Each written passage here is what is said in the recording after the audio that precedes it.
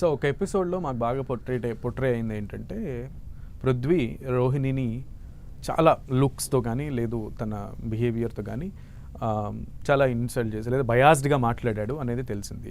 At the end of the day even Bigg Boss కూడా last మూమెంట్లో రోహిణి ఒక task పృథ్వీకి రోహిణికి జరిగిన టాస్క్లో రోహిణి విన్ అయినప్పుడు ఒక పాట వేశారు. పాట తర్వాత రోహిణి ఫేషియల్ ఎక్స్ప్రెషన్స్ ఇవన్నీ కూడా ప్రేక్షకులకు చూసే ప్రేక్షకుడికి ఎలా ఇదైందంటే that day he insulted, now he got insulted అన్నట్టు. సో ఈ ఇద్దరిలో అంటే ఆడియన్స్ ఇది పక్కన పెడితే లైవ్గా మీరు అక్కడ ఉన్నారు కాబట్టి ఇద్దరిలో మీరు ఎవరిని సపోర్ట్ చేస్తారు?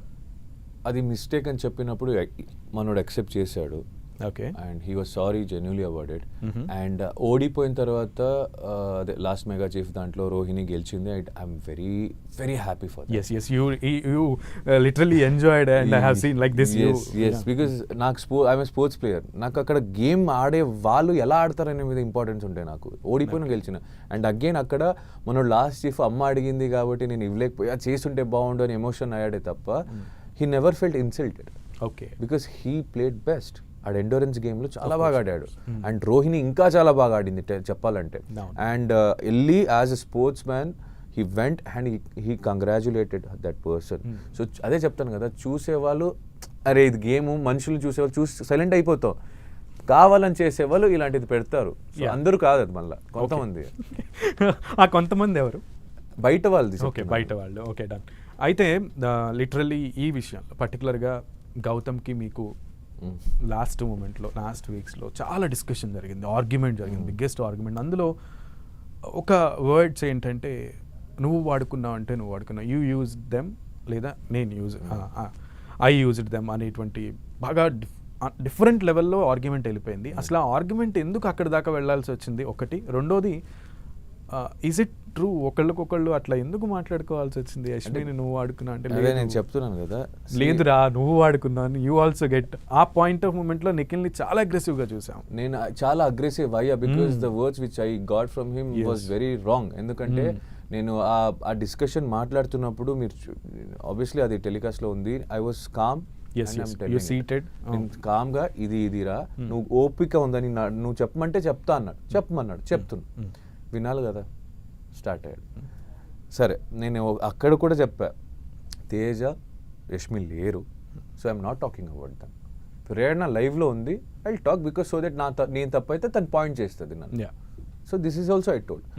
అంటే మీరు కొట్టినా మళ్ళీ తిరిగి కొడితే ఆ దెబ్బ కలుగుతుంది. మాట జారితే ఎంత తీసుకున్నా అది తీసుకోలేదు మళ్ళీ. సో నేను ఫస్ట్ అందుకే చెప్పా, లేని మనుషుల గురించి నేను మాట్లాడను. So let's not talk about it. ఒకటి కావాలి, నేను కావాలంటే ఇది మీ గురించి చెప్తా. చేసాడు ఓకే. చెప్తున్నప్పుడు మధ్యలో కట్ చేసేసిండు మనిషి, తిప్పిండు. అందుకే నువ్వు యష్మిని వాడుకున్నావు అన్నాడు. ఇంకా పీక్స్లోకి వెళ్ళిపోయింది. ఎందుకంటే యష్మినే స్వతహా నా దగ్గర వచ్చి అందరూ ముందు ఇదే గౌతమ్ ముందు కూర్చొని ఇష్యూ జరిగినప్పుడు వీఆర్ ఫ్రెండ్స్, ఆడు ఏ విధంగా ఎవరిని నన్ను కాకుండా నన్ను కాదు ఇంకెవరిని కూడా హీ నెవర్ డిడ్ అలాంటి గేమ్ కోసం చేయలేదు అని చెప్పడం కూడా జరిగింది. ఇది ఈ మనిషి వినడం జరిగింది. దాని తర్వాత నేను ఏదో నా పర్సనల్ లైఫ్ గురించి ఆలోచించి హౌస్ బయటది గురించి ఆలోచించి లోగా ఉన్నప్పుడు ఇదే మనిషి వచ్చి నన్ను కన్విన్స్ చేయడం జరిగింది. I felt genuine. And then దీని తర్వాత ఇది జరగడం జరిగినప్పుడు హూస్ ప్లేయింగ్, ఎవరు వాడుకుంటున్నారో నాకు అర్థం కాలేదు. దెన్ నాకు అగ్రెసివ్ అయింది. ఇంకా నేను బ్లాస్ట్ అప్ అవడం జరిగింది. బికాస్ అది నన్ను చెప్పుంటే ఓకే, లేని మనిషి ఒక అమ్మాయి గురించి నువ్వు అలా చెప్పడం wrong. I wanted to shout there because నా వాకు నా హక్కు అనే వాళ్ళకి అది నాకు ఉంది. నా వాకు నా హక్కు, right to fundamental rights. Like మనోడు అక్కడ పాయింట్ రేస్ చేయడం గురించి చేశాడు. దట్ ఇన్ని రోజులు నువ్వు సైలెంట్ గా మాట్లాడినోడు ఇప్పుడు ఎందుకు అరచేవాడు? నేను ఇన్ని రోజు సైలెంట్ మాట్లాడింది రాంగ్ అని చెప్పి నోడి నువ్వు ఇప్పుడు గట్టిగా మాట్లాడు అని అడిగావు. నువ్వు నేను గట్టిగా మాట్లాడితే నువ్వు యాక్సెప్ట్ చేయట్లేదు. అది వద్దు ఇది వద్దు.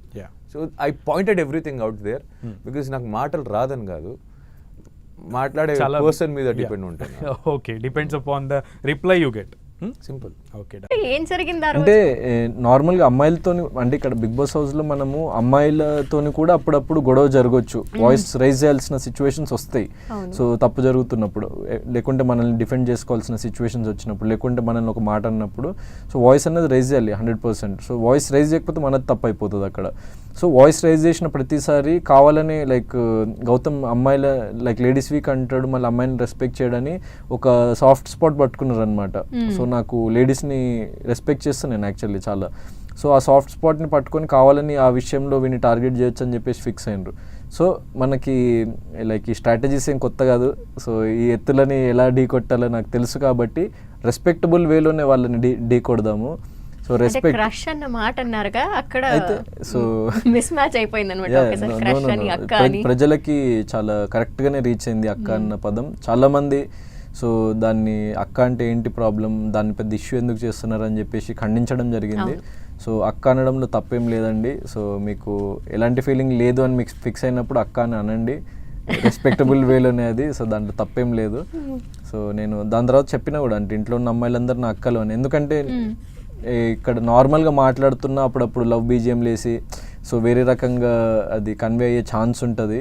సో అని చెప్పేసి నేను ముందే నాకు ఎవరి పట్ల అలాంటి ఫీలింగ్స్ ఇంకా ఉండబోవు అని చెప్పి క్లియర్ కట్గా నేను ఆ స్టేట్మెంట్ పాస్ అవ్వాలి వాళ్ళకని చెప్పేసి నేను చెప్పడం జరిగింది. అక్క అని రెస్పెక్టబుల్ వేలోనే వాయిస్ అవుట్. అందుకే నేను కోపం వచ్చిన సిచ్యువేషన్స్లో అనేటోని. ఎందుకంటే విను అక్క అని చెప్పేసి అంటే వినవే అని అంటే తప్పు, కానీ విను అక్క అనడంలో తప్పు లేదు. అది respectable way of defending only. So దాంట్లో నాకేం తప్పు లేదని అనిపించి నేను చేసిన, అది ప్రజలకు అర్థమైంది కూడా. So I'm happy for that. And ఈ సీజన్లో ఇప్పటి వరకు ఏ సీజన్లో లేనన్ని లవ్ ట్రాక్స్ని మేము చూసామంటే అవి ఎగ్జాక్ట్గా లవ్వా లేదంటే ఒక క్రషా, ఇన్ఫాక్చువేషనా, ఇంకేదన్నా కావచ్చు. బట్ అది కూడా సర్టన్ ఒక పర్సన్కి సపోర్ట్ అవ్వచ్చు బిగ్ బాస్ హౌస్లో. ఒకళ్ళ ఫ్యానిజం కావచ్చు, అందువల్ల వాళ్ళు సపోర్ట్ చేయడం కావచ్చు. అది కూడా ఒక డిసడ్వాంటేజ్ ఏమన్నా అయ్యిందా మీకు? లేదు, అంటే లైక్ ఫస్ట్ అంటే ఫ్యాన్ బేస్ వల్ల ఓటింగ్ మారే అవకాశాలు కూడా ఉంటాయి కదా ఇలాంటివి. అదే అంటే నేను అది I will see it as నాకు ఎంతమంది సపోర్ట్ చేసిండ్రు. సో నాకు ఏ అలయన్సెస్ లేకుండా సో నాకు ఓటింగ్ పడింది అన్నది నా సోలో ఓటింగ్ కదా.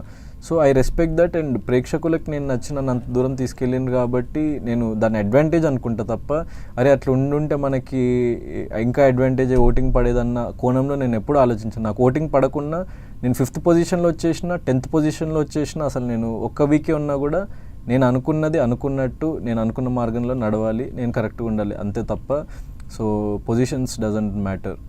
ఓకే. సో మిమ్మల్ని అభిమానిస్తున్న ఫ్యాన్స్